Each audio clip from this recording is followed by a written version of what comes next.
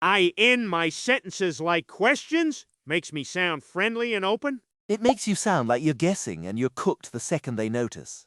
First, the upspeak. Stop lifting your voice at the end of statements. Land them flat and final. So my sentences shouldn't sound like a quiz. Wild. Then there's I think and maybe on everything. Say it like you mean it or don't say it. I think that's maybe a good point. See, it's hard. But the worst one is rushing. Speeding up sounds panicked. Slow down and breathe. Mike Buddy catches the upspeak and the racing pace while you practice. A robot policing my question marks. Great. Follow for more before Peter asks his own name like a riddle.